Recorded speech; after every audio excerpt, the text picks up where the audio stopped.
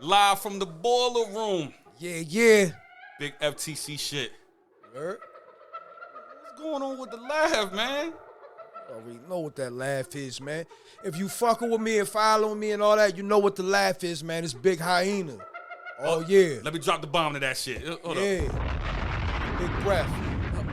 Hold up. Let me get the right one. Big breath, word? Let's go. This is a Feed the Culture Mix Show exclusive. Yeah. You know what it is. It's your boy R.O. Big FTC, Big Apex shit. Man, Yeah. listen. Yeah.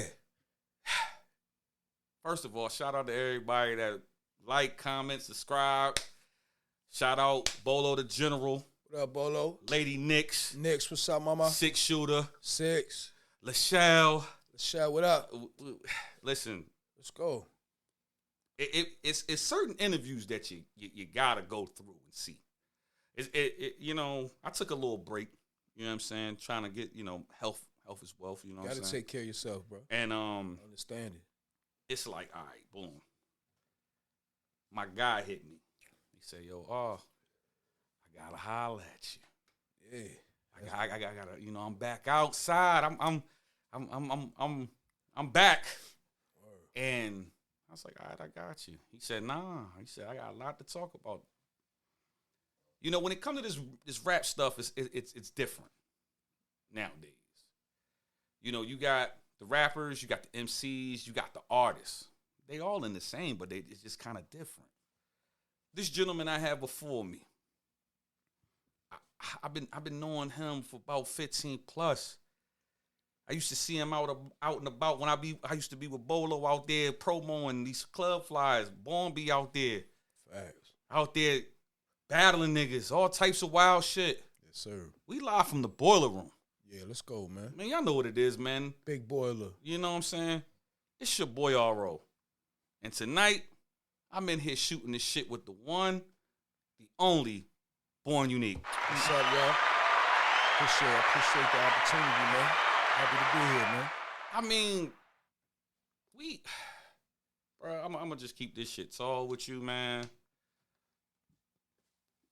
What you give to this culture, man, you definitely give the golden era its flowers, and the golden era gives you the flowers back. Don't matter the hardships or nothing. We know when it's a Born Unique project about to drop. All my bar technicians, all my penmanship niggas, you know what I'm saying? And females, because there's a lot of ladies that be putting a pen down. Yeah, fine. They know what we getting from you. Yeah. So man, so what's been going on, man? What's been going on? I mean, a lot's going on, man. But let me say this, though. What's going on right now immediately, that I need all my people, if you rock with me, and you rock with the culture, because we do feed the culture. That's a fact. You see what I'm saying? This weekend, Saturday, June 1st, I'm at the RVA Boombox in Richmond for my first performance in years. You understand what I'm saying? And shout out to Noah O, Charged Up Noah. Shout out Charged Up Noah.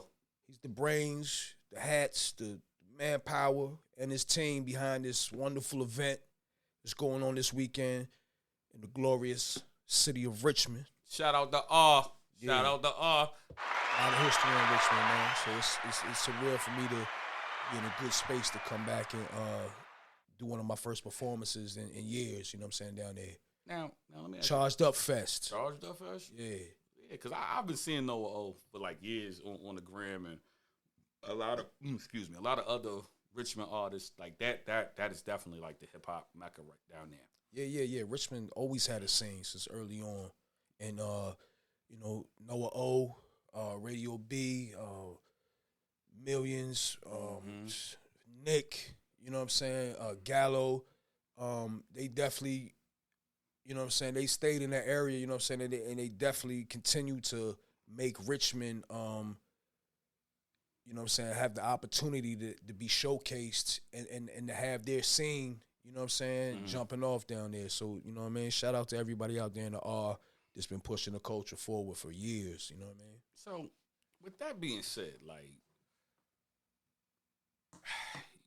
gladiator, bar technician, demolition man, whatever you want to go by when it comes to this rap shit, right?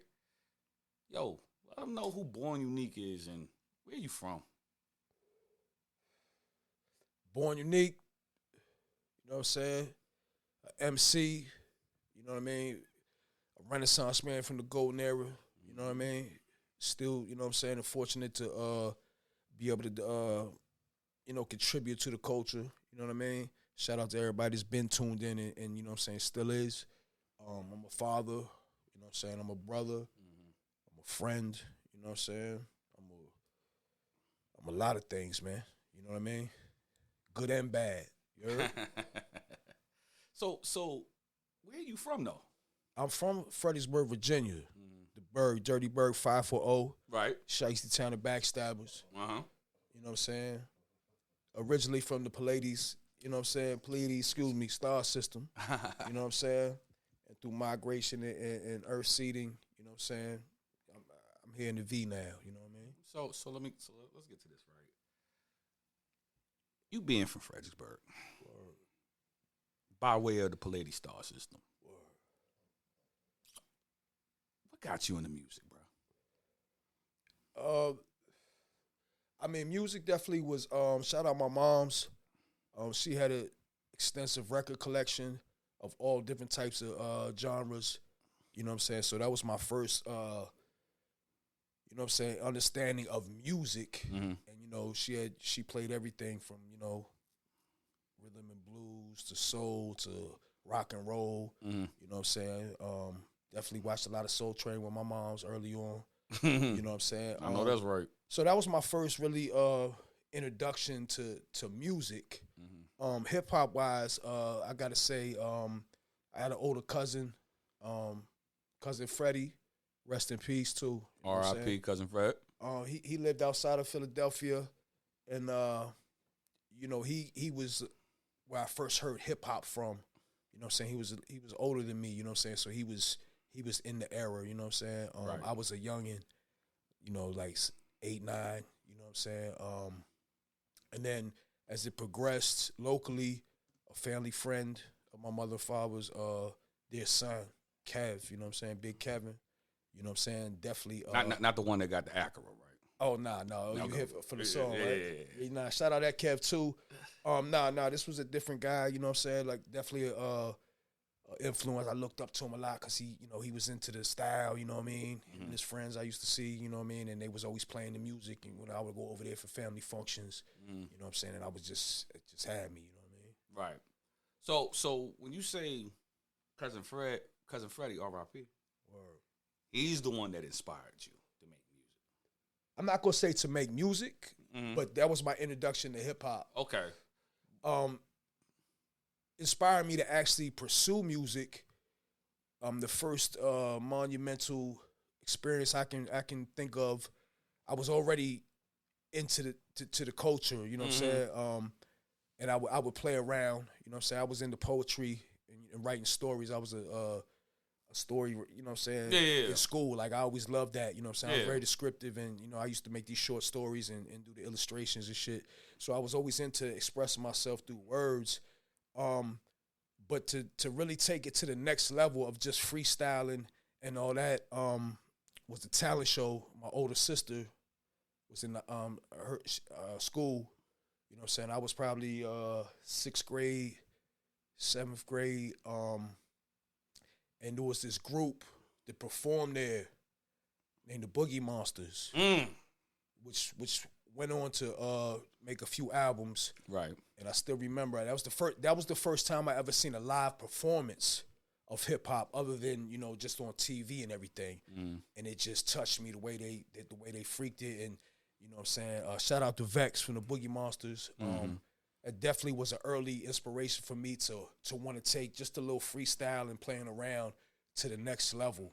Right. And after that, you know what I'm saying, a childhood friend, shout out Rick, you know what I'm saying, he was one of them Radio Shack dudes, you know what I'm saying? Right. Like, he had wild shit. He had an old reel-to-reel stand-up joint. Right. And he had mics, and we would play around, you know what I'm saying? And you know, we was taking instrumentals and I would freestyle over it and I would record. He had the shit set up in his shed. You know what I'm saying? It was hot as shit in there, but that was the hangout. You know what I'm saying? And he was like a nerdy kid, but I didn't have access to the equipment and all that he had. Like he had all the little shits, and he was clever with, you know what I'm saying, recording and shit early on. So, you know, I used to record on the reel-to-reels, and then he would get it onto tapes and all that. And so I would start recording like that, and I met an early childhood friend, Big Step, Darnell Alford. You know what I'm saying? Shout out my guy. He was from Jersey. Mm-hmm. So Shout out my Jersey folks. So he was from the Bricks, Newark. So he brought down another element, you know what I'm saying, early on to me from another MC perspective, and he was dope. You know what I'm saying? And we had that common bond, and then from there it was off and running.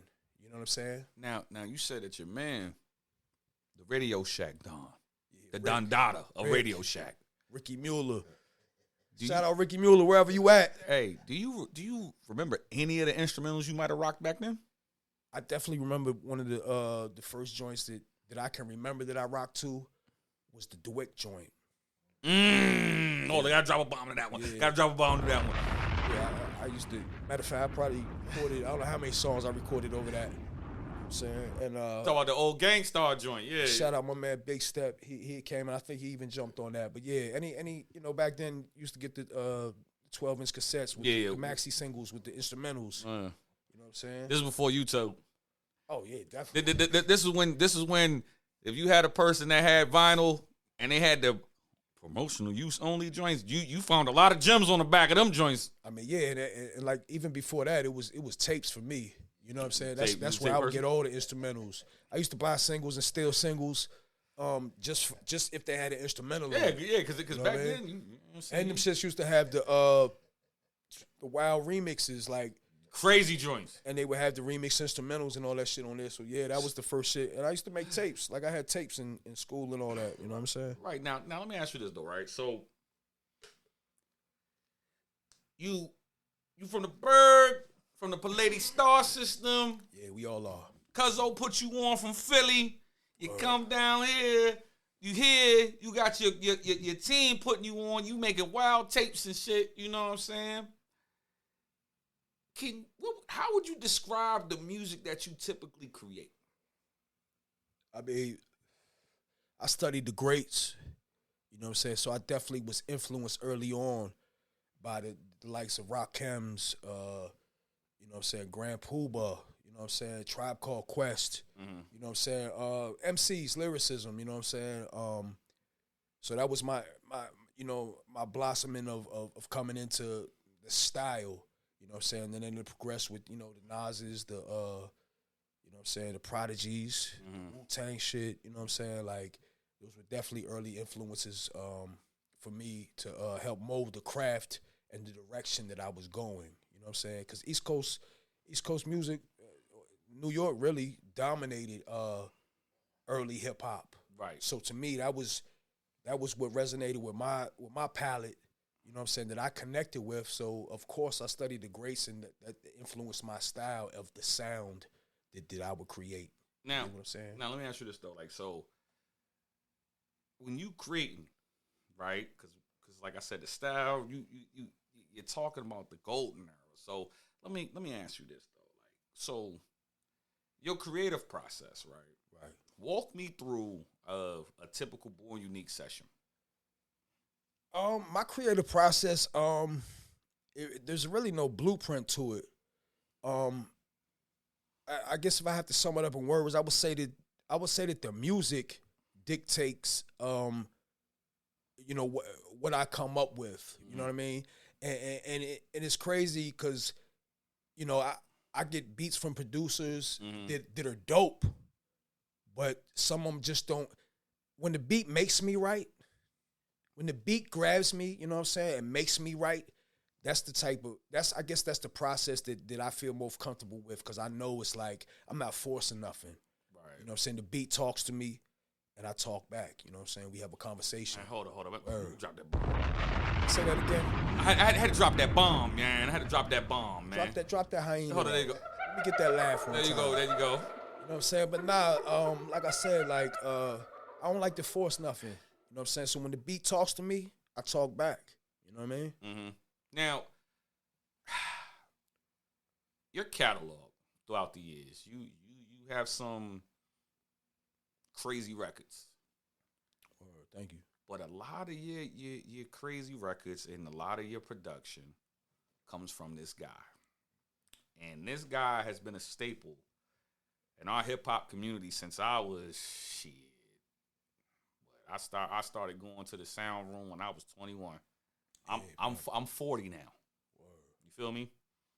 How did you and P Twist link up? The first time that I believe I met Twist, the first time definitely was this kid from around my way that rapped or whatever, and you know he was like, I want to get you on a song or whatever, because I was already doing music, but it was more like you know what I'm saying, just on the strength of in person, like live shit, spitting, you know what I'm saying, battles, freestyling, you know what I'm saying, connecting with other MCs, you know what I'm saying. So I had went to the studio with him to get on a feature of his, you know what I'm saying, and it was just, I was just like, wow, yeah, this is who I need to be with, because you know what I'm saying. It took a long time for me to meet producers that made beats that I actually fucked with. There was a couple kids that made beats or whatever, but you know they wasn't that. You know what I'm saying?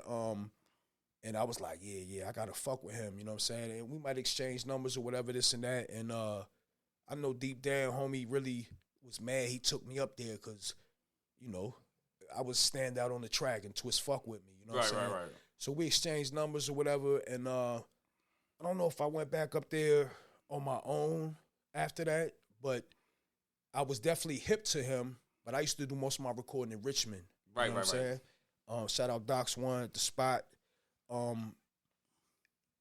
So being in Richmond, I had went there for some open mics or whatever, and met some people or whatever, and I met this kid DJ Re-Rock. He had a record store. I used to go to his store, and he would put the beats on our freestyle. And he took a liking to me, and I liked his vibe and all that shit too. So he started working with me. He was doing mixtapes and all that. He had moved from Richmond up to Gainesville, which is Northern Virginia. That y'all know about. 29 and shit. Word. And I had moved with him too. You know what I'm saying? I had moved with him, and we were working on music, and we needed a spot to record. So I had suggested that we try the studio out. And boom, when we did that, that's when I really got to connect with Twist on a more personal level, and really to get some of his production. I was going there with other records that I was recording, but I would definitely get a beat. You know what I'm saying? Yeah. When I could, you know what I mean? Yeah. And because I know. So that's early on. Was those two. Yeah, because like with Twist, man, I remember I was a youngin', man, and they was. This is like 2002. Yeah, for me it was 2003. For me it was like 2005, because I was like I seen a couple of guys. He's like, man, you know, I said, where the studio at? It's like, man, you gotta go to the sound room. Yeah, shout out the sound room. If y'all know. No, man, it was this shit was crazy. Like I could talk for hours on shit that used to go down there, man. It was wild. I'm gonna leave it. I'm gonna leave it at that. Yeah, it was a lot of shit going on. It was a lot of shit going on. It wasn't just music. Right. It was a lot of shit going on from there. But I think that for him and the partners that he had, shout out PK. Yeah, shout out PK. Yeah, I think they had somebody doing graphics and that shit because they was running. I mean, goddamn. I mean, they was doing it all. It was a one-stop shop. Like they was doing it all. Yeah. And what people don't understand, because like it's early too. Yeah, because like early 2000s, right? If you had a double XL or a fucking Source, you go to the back, you'll see these cats from New York posting like, "Yo, we do this, CD duplications, blah blah blah blah blah." They had it right there. Right in your backyard. So they was doing it all. Yeah, they was doing it all. So I remember when it was the joint behind well, right now I think 7-Eleven. Yeah, but Telegraph. On Telegraph, right across the street from the Holiday Inn. But then you got the joint that they had at across the street. Across the street. By Hooters. Yeah, that joint. Yeah. So you know what I'm saying? So like for you to have that crazy. That for you to have that, to walk that type of era down, because it's like that was the only studio we had at the time in the Bridge. At the time, but then you had other ones like Tag, Shout out Ty Lotto and all of them. And Team Demolition, they had this shit going on in I think in Burke or whatever. Yeah, too. so you used to rock out too. Yeah, shout out to Team Demo. So you got all of this and stuff like that. So like linking up with Twist, you telling me how your creative process is. You telling me how you got down. Now let me ask you this though. What's good? So you being a veteran, can't nobody take that away from you because you had to be outside to see this shit for real. Like I was well established and polished before I even got to a studio. Right. That's what it was in his chambers. You know what I mean? Now that's what I'm about to say though. So used to call it the torture chamber, man. So you had to go. You had to put yourself through it. So what's your take on the VA hip hop scene? And does it has potential to be a force in the industry? And do you think it'll actually get the recognition that it should? Yeah, because I feel like I hope so. You know what I'm saying?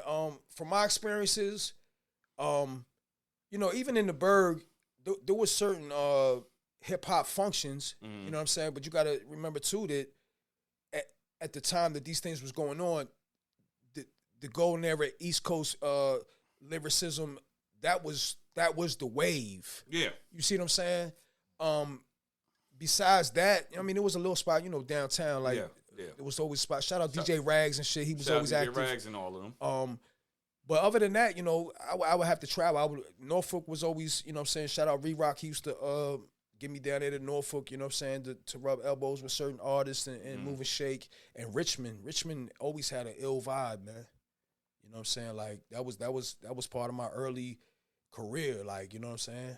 Now, you look at Northern Virginia, 804, and then you got the 7 cities, right? Right.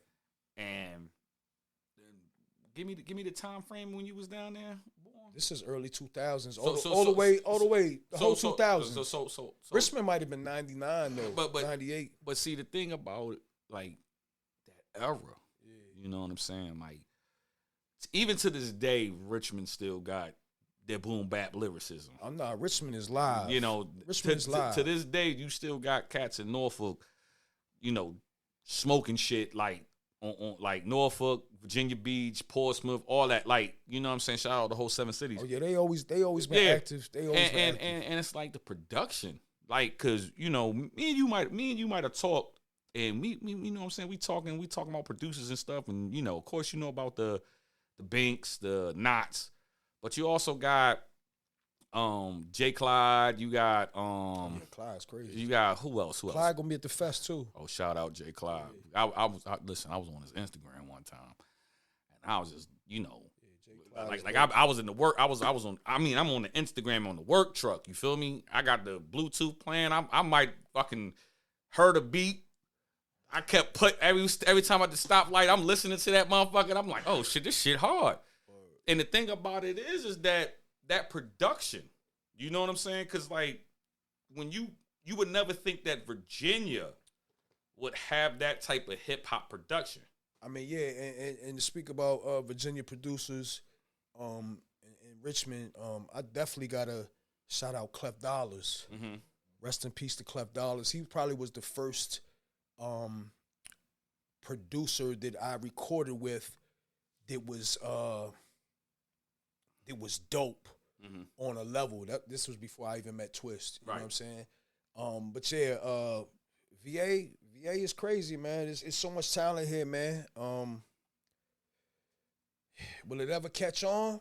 I don't know. You know what I'm saying? I think it will. It depends on how you look at it as catching on. Like, well, this is what I'm saying. It depends. It depends the bracket that you're playing in. Okay, right. But because like when I say I give y'all a story, right? So I go down to Norfolk, right? My brother hit me. This is back like 2016. I think I told this before. I don't know, but it was the 25th anniversary for the Only Built for Cuban Link. Because remember, he had the show. My dream as a rapper. You went to that show? I'm about to tell you. That's dope. So my dream as a rapper, I don't want to do Echo Stage. I don't want to do none of that. I want the Norva. If I can rock the Norva. That's dope. Yeah. If you like I think it's the Norva and what's the joint in the Richmond, the National. If you a VA cat and you can rock both of them joints, you made. I mean, yeah. You know what I'm saying? Big venue. So boom. I go in the joint. I mean, the tickets was for the low. Like, I mean, some low shit. So we, you know what I'm saying? You've been to the Norville before, right? I've never been personally. All right, so yeah, when you, but so I know Twist been to the Norville. So when you walk in the Norville, you know what I'm saying? You got the floor big as hell. Woo, woo, woo, woo. But then the real action is when you look it up. So we in the joint, man, you know. And then as I'm looking at, I see the older heads because, you know, from what was told to me from family, that only built for Cuban Link was the soundtrack for Hustlers for real. You just had to decode the lingo. Just like some people may say Reasonable Doubt, it that's blatant, but it was the lingo and only built. The purple tip. Shout out to Ray. He always, you know, he always had his own lingo. So I'm in the joint and I'm looking at the people coming in.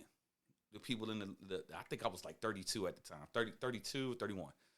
But I'm looking at the crowd. Of course, you got the older kids coming in that joint. You know, they pulling up in the Saabs and the Lexuses and shit.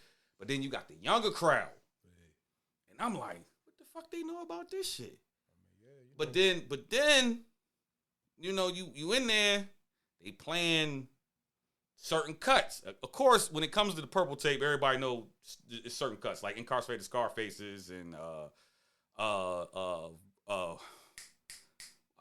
it's on the tip of my tongue. Verbal Intercourse or fucking Ice Cream. When Ice Cream came on, the whole fucking you thought the roof was about to blow off that bitch. But the point is that I'm saying is that hip hop in Virginia is really a fucking thing. So I'm gonna look at depending on where you at, yeah, definitely. But I'm gonna look at this camera. I'm gonna say, for all my people that just like to record with no reverb, maybe a dub, but in and out, hip hop is still here in Virginia. Oh yeah, definitely. Now let me ask you this question, right? With you being, because what people don't know is that you have a nice catalog. What people don't know is that I got a few joints. No, you got a nice catalog. I ain't saying that because you on the show. But my thing is this. Boom. Yo, boom. Hey, man, we about to go to the stew. All right, bet. We walk in the stew. You see these three producers in the joint. Pete Rock, Premier, and Havoc. Of course, you're going to dap everybody up. Havoc say, yo, I got this joint. Fresh beat. With a Prodigy verse on it. Okay. Premier say, nah. I got this classic shit. No one ever heard it. I made the production. I got Guru on it. And Pete Rock said, forget all of that. I got some unreleased Illmatic joints that I couldn't even put through because it didn't make it. Who you getting the record from? And those artists are featured on it? Pete Rock, talking about the producer? Hold on. Listen. You got the Guru with the Premier. Right. Never been heard. You got the Havoc with the Prodigy. Right. Never been heard. You are the only one hearing these records. No one, well, except at the time. Right. But then you got Pete Rock said, hey, I got all the Illmatic joints that didn't make the cut that no one has never heard. With Nas featured on it? Or you just talking about No. Fuck it. With Nas featured on it. Okay. Which one you picking?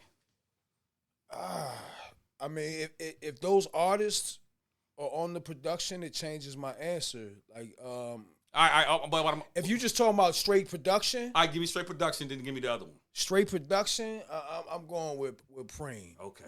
Don't drop that. I gotta go with Preem. It's definitely like, and I think every MC that, you know what I'm saying, is from the era, you know what I'm saying, would agree. Right. Now, if you speaking on, if you had Pete Rock with a Nas verse, unheard. I'm talking about from the Illmatic era though. Yeah, I'm hit. A Premier with Guru or Havoc with Prodigy. I think I'm gonna go with the no disrespect to Guru or Nas, but I'm rocking with Havoc and Prodigy. If the features was lined up, and I would say, but beats alone, Preem. But I would say, that right there shows the IQ of your musical prowess. Because you think about it, right? Most people, that question, I'm throwing it out there like, most niggas wouldn't. I mean, I could throw it out to a younger generation, but I have to flip it, you know, because I flipped it before. Yeah. But the reason why I use these guys, because your first beat, one of your first instrumentals was a premiere beat. Yeah, fact. Okay? See, guys, I've been paying attention to the guy I'm interviewing and shit. You know what I mean? Get the laugh. Give yourself a laugh, man. Big hyena. Big breath. So when I listen to your records, right? All right. I think the thing with your records, it reminds me of the premiere era. Oh, definitely. Matter of fact, see, I forgot to add this one too. I forgot to add Static Select in that bitch too, or Jake One. But you know, we said that for another time, right? Yeah, fact. Now, with you being in this shit, right? You understanding the highs, the lows, and all of this, right? Doing what you do, which is hip hop. Do you feel like it's hard to adjust now that it's not direct to consumer, aka hand to hand, versus now it's all streaming? I mean, to me, the hand to hand shit is still more vibrant than ever. Meaning, the demographic of my fan base or the fans of the lane that I'm in, even, you know what I'm saying? You can still sell records, you can still sell CDs, and you can still sell fucking tapes, because it becomes a collector's item. You know what I'm saying? I'm sure that some people might play the cassettes like still. a piece of art. But yeah, it's art, definitely. And yeah, man, like those that don't know, you know what I'm saying? Like they be like, you pressing CDs out, you got records, you got tapes. You know what I'm saying? But yeah, I'm telling you, people is paying for that shit. You know what I mean? Now, what people don't realize is that when they see an artist, or granted, an artist that does the golden era, right? You know what I'm saying? And they see y'all with the vinyl, they see y'all with the cassettes, they see y'all with the CDs, they see y'all with the merch, right?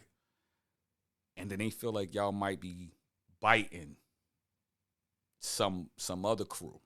Shout out to Griselda. But what people don't realize when it comes to Born Unique, you was doing that before. We've been doing it. Yeah. You know what I'm saying? And I'm going to say this, you know what I'm saying? Griselda did bring the torch back to the lane. Because like I said, the lane's always been moving. Mm-hmm. You know what I'm saying?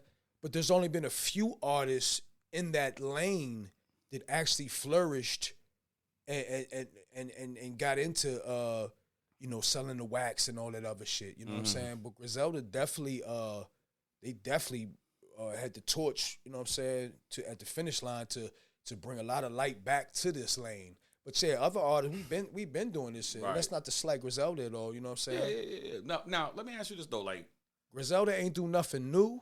But they made the execution happen like no one has done. That's a fact. And now other artists, because of them, are eating off of that. You know what I'm saying? And because it helped bring the spotlight to the lane. Yeah. You know what I'm saying? And shout out to them, because I was on to their music early on.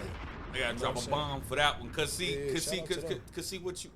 what people don't realize is that when I look at artists.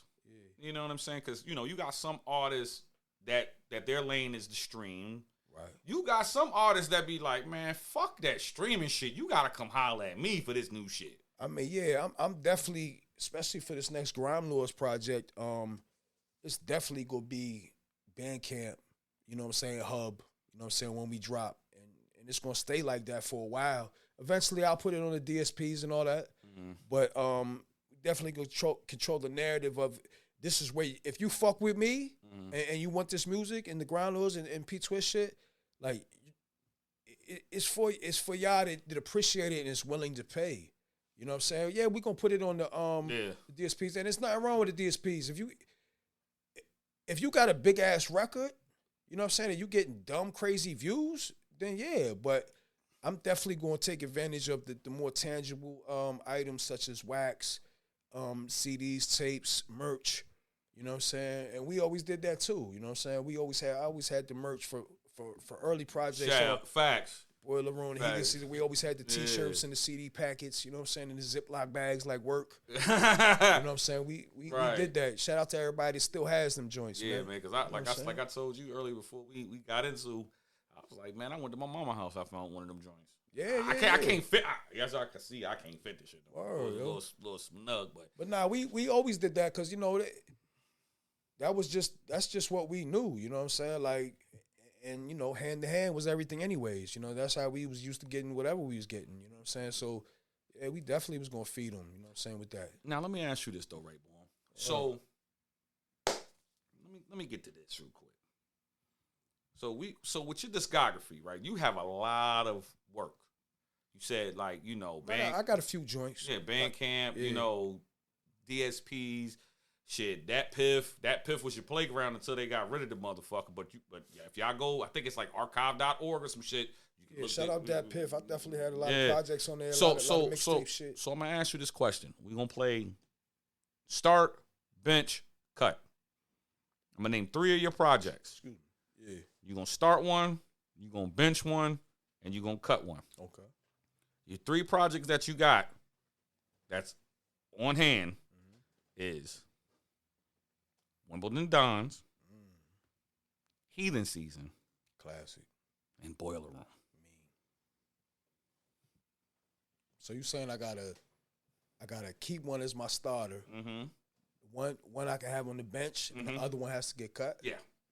Ooh, that's tough. I definitely got to say off rip, the starting would be the Wimbledon Dons. Okay. One, because that was the first project that I had, all P-Twist production, which formed, you know what I'm saying, me and him collaborative. Yeah. And I'm a Grind Lords, you know what I'm saying? I said collaborative. No, you know but you know what I'm trying to say. Yeah, but I'm gonna say with that one, reason why I could see you starting that one, because I don't think it's easy from when you look from the outside in, right? But from what that shit did, the way y'all executed that shit, from like you know y'all had the polo shit, y'all the violent violin shit, like you had other records on that, but that violent violin shit was that's my shit. Yeah, like listen, I can't play that shit going to work because I be on some wild shit. Whoa. You know what I'm saying? Shout out to Kevin and Acura, you feel me? Yeah. You know what I'm saying? What's happening? Raj, all that shit. Yeah. But push your pills to soccer moms at the practices. Yeah, all that shit. So shout out my man Kev too. That's a different Kev, but yeah. He's had a mean act. You know what I mean? So that's your starter. The legend shit. Yeah, that's your starter. Yeah. Which one you benching? Ooh, I'm going to bench this album. Only I got a stipulation why I'm going to bench it. I would have to say probably you said bench, not cut. Excuse me. On the bench, Heathen Season. Okay. And I remember Heathen Season because again, I think that was like 2012. Yeah, but see, this is when you had a little bit more weight to you. Oh You know what I'm saying? Definitely. And I remember it was a Capital City Cypher at Club 1 on Route 1.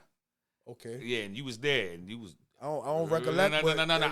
Bro, listen, I ain't gonna never lie on nobody. But as long as you remember, that's all that matters. Yeah. So you was out there, and I like I said, it was alright, but you know, like that era, because that's you had Heathen Season packings with the shirts. Yeah. You know what I'm saying? You had it packaged with the shirts, and I was like, all right, cool. Like, yeah, cause for real, I'm not gonna say I coined the merch in VA. I don't even know where I got it from, but I can't even remember why we did it or whatever. But I mean, we always had the CDs or whatever. But right. We threw the shirt in with the pack. You know what I'm saying? And you got the combo pack. You know what I'm saying? And I'm gonna tell everybody a little secret. you always got to give people their flowers because sometimes you got to borrow shit from them to make your shit pop. So this how it goes. I will say this, though, and no slight to any other VA artists, you know what I'm saying? But I can't remember any other VA artist that was doing the merch that in that era. Nah. You know what I'm saying? Nah. The way we did it, you know what I mean? Yeah, because I remember when you was doing the combo packs, right? Yeah. So this is about the time. The Boiler Room was the first combo pack joint. Right, Yeah. but I remember for myself that I borrowed your idea, but I flipped it. Yeah. So when I did 30 for 30. Yeah. Right? Shout out to that shit was crazy. So I appreciate it. What number was on with you? Shit, you was 27. 27. I think 27, 28. Like it was one of the motherfuckers. Yeah, you did that. You did no, that. No. No. Let's talk about it while we on air. Because niggas used to be like, so I remember when I got the motherfucker back, right? I might have sat on this Born Unique verse for about 2.5 weeks. Because I'm like, what the fuck? I said, I'm playing to my man. Shout out my man D Crop. I'm playing it for Croc. Shout out Croc. Yeah, I'm playing it for Croc. He said, oh, yeah, he knew what he was doing on that. I said, well, he did tell me, yeah, man, shit, you got a beat from my era. You know how I'm about to do this. Yeah. And it was Apollo Kids joint. Yeah. But what I did was, put your face in the plate by the half and half. Yeah. Yeah, and all that shit. So what I did was, is like, shout out Drew Famous. Out of town asking where the action at. He was like, because when I was doing the 30 for 30, at the time, we ran through it. I felt like, because he was trying to tell me, like, nah, man, you need to put these on DVD. I'm like, man, ain't nobody about to buy these shits. So he said, no, just trust me. Yeah. Now, this is when I had 1 through 20, right? Hey, 1 through 20. I told you to put it on DVD or your man? No, my man's did. No, hold on. No. But this is how I did it, though. So, I did the combo pack. Right. So, you had the DVD version only, right, which I was selling for $15, right? And then I had the combo pack, right, where you had the 20 videos on the DVD, but you also had the mixtape version with DJ INC spinning them. Shout out INC. And I sold that for 30. Right. Now, here's some simple shit. For all my artists out there, it's a saying that's been said for the longest time. If you don't matter if you've been outside or whatever, but always remember, dope sells itself. The reason why I said that is because when my man told me to put the shit up there, right, I go on Facebook. I say, yo, I got pre-orders. This for this. Man, them damn combo packs were sold out in fucking 72 hours. Yeah, you know what I'm saying? And that's why I give you your flowers, because I knew about like printing shirts. Like, you know, a lot of my guys was like, printing shirts and everything like that. But I was like, nah, how can I really, because the climate was changing. Right. You know what I'm saying? Like, we had streaming, but it wasn't like, it was in its infant stage. You know what I'm saying? Right. So I just want to give you your flowers. Let me give you, you know what I'm saying? I appreciate that, man. Because one thing about Born Unique, and this is like, for real shit, you be out that bitch, you see him with you gonna see him with some merch or a CD. I mean, yeah, I just, being active, you just had to make it count. You know what I'm saying? You know, especially if you active and you outside, like, and you going to functions and events, you know what I'm saying? Yeah, because they coming to see you. You know what I'm saying? They want that. You know what I mean? You got to feed them. You got to feed them. You got to feed the culture. You heard? That's a fact. Now, let me ask you this, though. FTC shit. You already know what it is. Now, also in this game, as you got your ups, you got your downs, right? Right. We just coming off of this Drake and Kendrick shit. Drake and Kendrick. You know what I'm saying? What they do? They rap? They rap? Okay, look, they rap. You know they rap, right? Oh yeah. Oh, let me get the. I don't be fucking with all that shit, but but hold on. But yeah. But this is my thing, right? So back in the day, we used to have the whole Pac Big stuff, right, the 50 shit, the J and Nas shit, all of that, right? But then we get to a place where in hip hop where it's just basically people, you just trying to out record a motherfucker. You know what I'm saying? Yeah. Try to spill the most tea or whatever. Now, being in the game for a while, how do you feel about the fake beef for clicks and likes? And have you personally ever been into some rap beef, or have you ever had to sit there and play the middle man of some rap beef? the fake rap beef for fakes and likes. Hey, if it's working for you, and it's bringing shit to whatever you're doing, I can't knock it. Me personally, I'm not into that. You know what I'm saying? But I don't knock nobody for doing what they do. Me having rap beef, there might have been a few people that, you know, might have jabbed or put a song out or whatever, and I might have sparred back, you know what I'm saying? But I never took it personal, you know what I'm saying? It was never no real beef, you know what I'm saying? Because most of the time, the same people that might have done this that just seen me yesterday. Right. You know what I'm saying? And deep down, I knew that, you know, they knew who the big dog was. So, yeah, you know, why wouldn't you try to go at me? You know what I'm saying?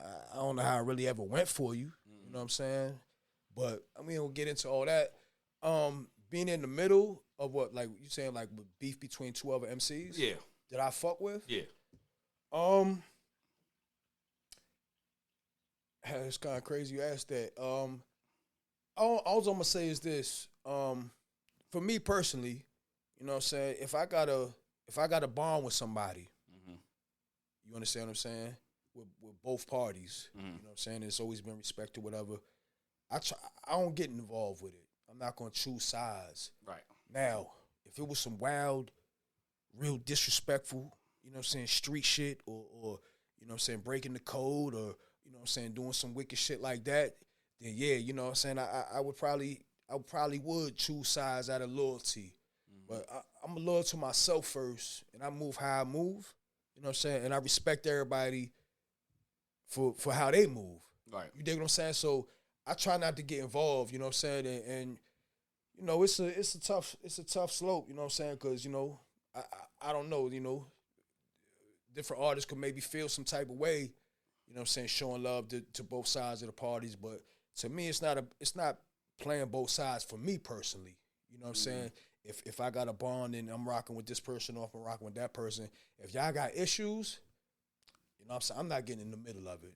I still fuck with both of y'all, and I'm not going to, you know what I'm saying, I'm not going to listen or disrespect or go back and like, yeah, you know what I'm saying, play that type of shit, you know what I'm saying? But, yeah, if y'all got differences, man, you know, hash it out on wax, or if it's really an issue, you know what I'm saying, do what you got to do, you know what I'm saying? Now, if I was ever there personally where some shit was going to pop off between two parties, I would definitely try to at least dissolve the situation, you know what I'm saying, and like, come on, let's chill. Right. Because most of the time, it's just about ego. Yeah. You know what I'm saying? It's rap shit. But this rap shit is funny, man. Like, what would they say? Ego is a hell of a drug. Oh, yeah, definitely. Yeah, I mean, but that's some real shit. Yeah. But hold on. That's me personally, though. No. You know But what I'm hold up. Let me load this shit up. Right. All right. Now, So if you snake my man like on some real live shit, then yeah, I'm gonna have to pick sides and be like, yo, you know what I'm saying? Like, even if I had a bond with somebody else, like I'm like, yo, bro, like, yeah, like we it's all cool. Like, I ain't got no beef with you, but I can't.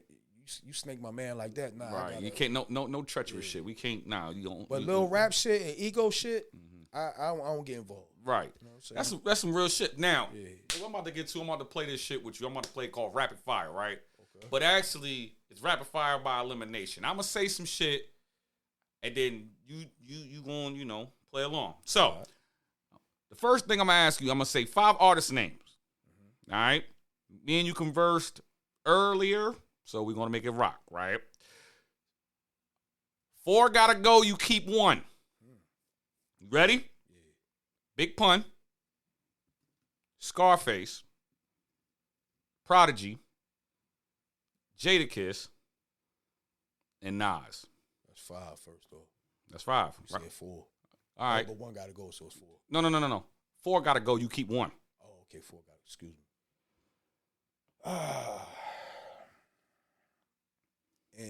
And you already know from previous conversations, those are my guys. Yeah, like, yeah. So that's tough.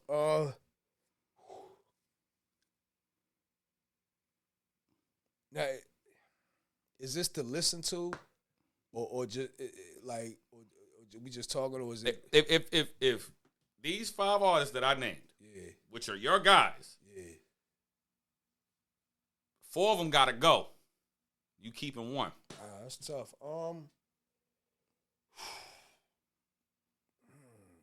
I guess I'm gonna say I'm keeping Pun. You know what I mean? Just because Pun like alien to me. You know what I'm saying? Okay. Like the first time I heard Pun, I was like, what the fuck? You know what I mean? All right, cool. So, yeah. Cool. All right, you ready? Because like I said, remember we said earlier, first it was the preseason, then it was the regular season. Now we in the playoffs and finals now. So let's go. All right, I'm going to name an album. Yeah.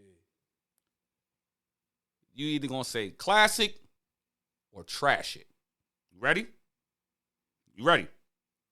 You tough with this, but let's go. You ready? Yeah, let's go. Only built for Cuban links. Classic. Okay. Illmatic. Classic. War Report. Classic. Capital Punishment. Classic. Ready to Die.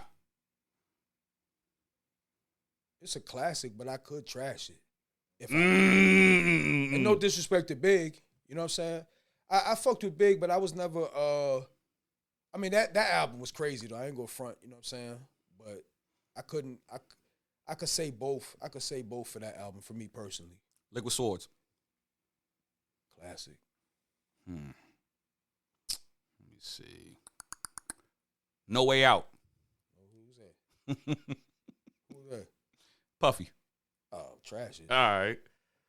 I ain't never rock with. I mean, there was certain records that I fuck with that, you know what I'm saying, with Biggie, but I never really rock with Puff. All right. Don Cartagena. Classic to me. You know what I'm saying? Okay. A Mobilarity. Classic. You already know how I feel about Ray. Tikal 2000 Judgment Day. I could trash that. Okay.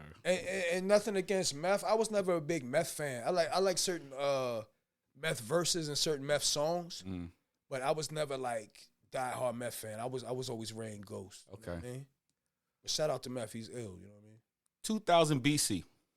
Who was that? Cannabis. Oh.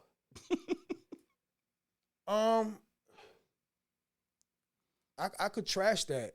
You know what I'm saying? But I love Cannabis. Okay. I love Cannabis mixtape shit and all that shit, but I can't even really remember that whole album. You know what I'm saying? Okay. I don't know if that joint, the Buckingham Palace joint was on that album or not. But Okay. That was my shit. And I love Cannabis though. He was dope. You know what I mean? Marshall Mathers LP. That's the first one? Second. Well, third one. Trash it. Okay. Let me get this straight. I fucked with M early. First off, M's a genius. Yeah. He's an alien for real. He's a genius, and I respect him, you know what I'm saying? How could you not? You know what I'm saying? But his music never really resonated with me. Mm-hmm. I did buy the first tape. I was in a halfway house too. That was 98. Yeah, that was Slim Shady. Yeah, I did buy that album. Yeah. Just really for the Stan joint. Like, Yeah. Stan's one of my favorite Stan, songs. no. That was the second one. Oh. No. All right. Question. No, that was the first no. That was the first joint. Because remember, if you know M, That's the only album I ever bought of Eminem. The first Eminem album ever was Infinite. Then after Infinite, it was the Slim Shady LP. Oh, see, after that was the Marshall Mathers, then the Eminem show. But I'm not even hip to Infinite. All right, Infinite. But I did fuck with M crazy early on like Sound Bombing and the Lyricist Lounge shit from when I heard and shit like that. Smoking shit. But yeah, he just never look, here you go right here on the picture right here. Twizzy got mad double XL and Source. All right, so I got one more. Yeah. It's a double question. The show or Rhyme and Reason? Rhyme and Reason. Yeah. I know my fellow Caucasians is gonna hate me for disrespecting M like that, but I just never really rock with him. No. Because I respect him though. No. Because here's my thing. Like, you know what I'm saying? Like, you know, M put his work in. It is what it is. I mean, I feel like M had his lane. M has his lane. Oh, no, he was a genius. Yeah, you know what I'm saying? So, with all of that said, you say that you was, like, when you got that Eminem, you say you bought the joint, you was in a halfway house? Yeah. So do me a favor, like, yo, elaborate on what was your darkest time that you, like, and how did you overcome it, man? I mean, I've had a lot of dark moments. Mm-hmm. my darkest moments definitely stem from addiction. Mm-hmm. You know what I'm saying? And that's hindered me in more ways than you know what I'm saying, anything. Music, life, relationships, everything. Overcoming it, I feel like, I mean, we, you know, nothing is still, you know what I'm saying, to be said, but I overcame what I was going through, you know what I'm saying? And wow.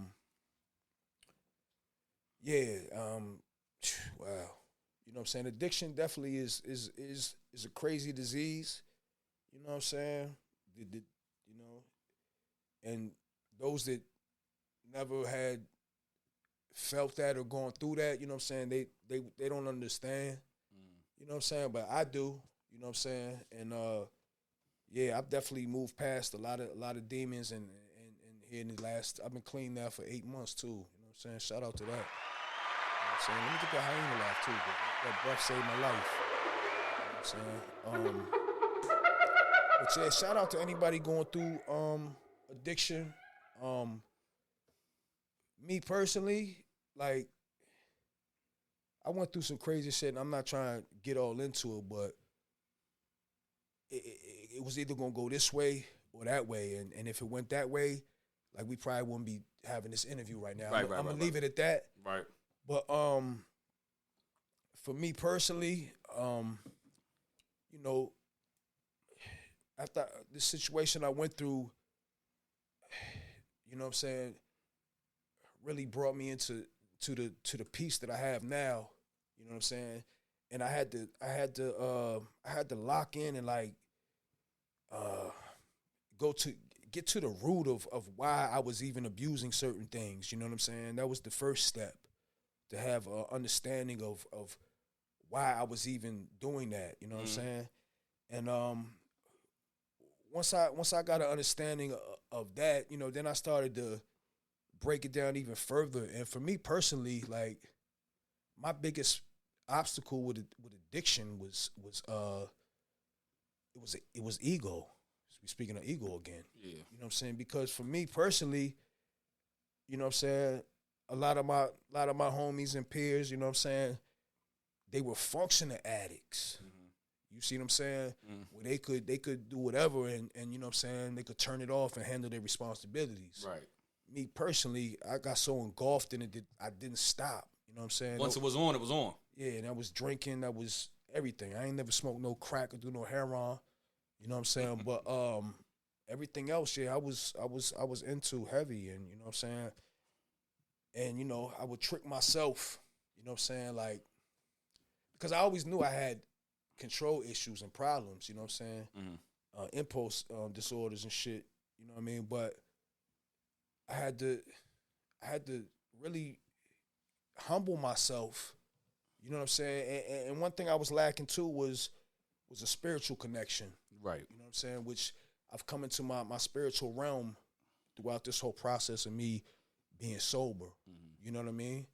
And that definitely helped me. You know what I mean? But everybody got to go through what they go through, you know what I'm saying, to find their own peace. People can help you along the way, loved ones, family, and friends, you know what I'm saying? But until you've had enough and hit your rock bottom, and rock bottom can be different for everybody. You know what I'm saying? Some people could, you know, just lose a job or, you know what I'm saying, fuck, and it could change your life, you know what I'm saying? Yeah. But when you finally had enough, you know what I'm saying, and by the grace of God, I hope that everybody has a chance to have enough and make it into something different when they have enough. You know what I'm saying? Like I did. You know what I'm saying? And I'm still staying humble because, you know, you never know what's gonna happen. But for the first time in my life I ever felt, you know what I'm saying, I haven't felt this peace that I feel now. Talk your talk, man. Talk your talk. Let me You know what I mean? And I've just been learning to love myself a lot more, and you know what I'm saying, and be appreciative and grateful for the things that, you know what I'm saying, subconsciously, and just I wasn't grateful for a lot of things, you know what I'm saying. And when you lock in with that, that's what helped me, you know what I'm saying. But everybody got to go through what they go through. Facts. But no one's gonna save you. You gotta save your fucking self. Talk your talk. And you ain't gonna save yourself till you know what I'm saying? You just gotta surrender. I fought a good fight, you know what I'm saying? And it was an ego thing for me. You know what I'm saying? Like yeah, you know what I'm saying? So once I humble myself and that brings me back to the spiritual side of it, like, you know, my ego was so out of control, you know what I'm saying? That, you know, and plus the drugs just fed that even more. It's a false sense of you know what I'm saying, reality, you know what I'm saying? So once I humble myself and realized that, and I always knew something was bigger than me, but I never had a connection, you know what I'm saying? But that's the way this shit works, like, you know what I'm saying? Like, you still given the free will and the choice to do what you want, you know what I'm saying? But when you really want better for yourself and realize that, you know, bruh, if you keep, you know, it's like this. If you walk away from something, some people could look at it like you lost the fight. Right. You know what I'm saying? But if you keep fighting and you know it's going to kill you and it's going to take you other places, then, you know what I mean? Yeah. Like, so I'm just grateful I had the chance and the opportunity to have my own understanding of myself and my issues. I mean, listen, man, we get clap on that one right there. Shout out to everybody who's going through something, man. Like, I feel for you because, you know, like I said, I don't judge nobody, man. I've been it all, man. I know that's right. I know that's right. Now, you went down, you came back up, you rose from the ashes, you dust yourself off, you got the polo on and everything. You're looking, you back to born. I am. I told a couple people this, like, it feels good to be who I once was, not who I became. You know what I'm saying? Now, with that being said, man, let everybody know what you got going on for 2024. Immediately off rip, it's the Charged Up Fest. You know what I'm saying? I'm going to say that again. June 1st, the RVA Boombox. You know what I'm saying? This is my first show in years. You know what I'm saying? And people that know me and see me at other shows, you know what I'm saying, they know I used to be loopy, man. I was tweaked and geeked. You know what I'm saying? So my performances a lot of times were tarnished, you know what I'm saying? And I'm just rebuilding the name. And you know what I'm saying? I'm in a good space right now. I'm amped about this show. Music-wise, me and Twizzy basically have the Ground Lords Part 2. It's untitled right now, but that's basically finished. A few more tweaks or whatever.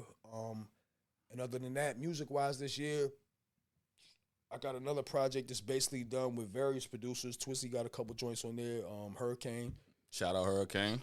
D-Hug made it. Shout out D-Hug. You know what I'm saying? And there's a few others. You know what I'm saying? That's called Bornography, which is it's a more personal album for me. Little different vibe than, you know what I'm saying, just the regular Born Unique shit. Yeah. I get a lot personal on that. I got some of my youngins on there with me. Shout out Monster, shout out YP. Shout out Monster, shout out YP. Because they the ones out here. Yeah, they dope. They dope, you know what I'm saying? And like, I'm still me, but the beats that I chose, they're a little more. They're a little bit different. They're a little more current. Yeah, okay. You know what I'm saying? But it's still dope. Other than that, shout out DJ SoCal. I got a couple joints with him already done. We gonna drop something, and shout out my brother Jules Polar. You know what I'm saying? He's been sending me things too. And I'm just moving at my own speed though. I shouldn't even have said all that because I don't like to be that coming soon guy and all that. Like, it's coming soon. So I just want to have it done before I, you know what I'm saying? I'm not really gonna talk about it much more than this. You know what I'm saying? But I got music coming. You know what I'm saying? Okay. That's a definite, man. Okay. Now let everybody know where they can reach you at. My social right now is Grime Lords Born. You know what I'm saying? When I was away, my page got hacked and I lost access to all my Gmails, my Cash Apps, the PayPals, just everything, man. You know what I'm saying? So I'm just rebuilding the brand. I'm on the book though too. Born Unique on the book. But for real, Instagram's my main hub. I'm just sharing whatever I do on the gram to the book. You know what I'm saying? Because the book is crazy. It's a lot of... It's a lot going on in the book, bro. But listen, if you wake up in the morning and you turn your phone to Facebook, boy, you could be laughing like a motherfucker. I mean, you ain't even got to turn your TV on. You just go to the Facebook. But people come there for that. Like, oh yeah, absolutely. Because people be dogging out their girls and baby fathers and shit, you know what I mean, and all that. Like that shit be wild. But yeah, so I'm just here for the music. You know what I'm saying? Like, you know, that's about it, brother. But y'all know what it is, man. It's your boy R.O. Big FTC, Big Apex shit. Make sure y'all follow us on Instagram. Let me get a laugh real quick. Hold on, there you go. Hold up. Big breath, too. You know what I'm saying? Big breath. That hyena breath. Let me say this real quick. Go ahead. It's 3 legal ways now. The tides have changed in Virginia with the marijuana culture. Right. So there's 3 legal ways in Virginia, you know what I'm saying, to obtain marijuana. You could get your card and go to these high price dispensaries and shit, you know what I'm saying? Which works for some people. You could grow your own shit. You know what I'm saying? They say 4 plants, but hey, you know what I'm saying? You got 4, you got 8, you got 8, you got 12, you heard? But or you can be gifted, you know what I'm saying, another responsible credential adult to adult. Like I can give you a bag, you know what I'm saying? And that's what I'm out here doing, man. I'm changing my frequency, trying to be more positive, giving back to the community and the people that I helped destroy along my journey, including myself. You know what I'm saying? And for real, the tree is all you need, man. Like, you just got to find what strain works for you. Oh, yeah. But hold, do the YouTube. Do the YouTube. You can't do that. Okay. Yeah, so don't. Yeah, pardon me. We'll get to that. But yo. And yeah, once again, bro, hold up, man. I got something else to say, yo. Go ahead. Charged Up Fest, June 1st. Talking to Mike. Richmond Boombox, Charged Up Fest, June 1st. We there, the Producers Cup. It's a couple performances there. Grimlows is in the building, heavy. We gonna be deep. You know what I'm saying? Who knows? I might be passing J's out to everybody in that joint. You know what I'm saying? But yeah, man, I appreciate you having me. FTC, Feed the Culture. That's all we can do, man. That's all we can do. But you know what it is. It's your boy R.O. Big FTC, Big Apex shit. Yo, make sure y'all catch us on Instagram at Feed the Culture Mix Show. Catch us on TikTok at Feed the Culture Mix Show. Catch us on Facebook at Feed the Culture Mix Show. And most definitely catch us. I said YouTube. Yeah, catch us on YouTube on Feed the Culture Mix Show. And make sure y'all catch us on all podcasting platforms. It's been a vibe. It's been real. Look, I've been in here. Laugh. Let me get that laugh. Take big breath. Catch me at Charge Up Fest. You heard? Tell him. Let's go. This weekend it's going down. It's live. Let's go. So big shout out to the Boiler Room. Big shout out to Pete Twist. Yeah. Y'all know what it is. Born, I appreciate you, man. Thank you for coming through. You know what it is. It's your boy R.O. And I was just in here shooting the shit with my dog Born Unique. I appreciate you, bro. Big breath, man. Big breath this year, you heard? Let's go.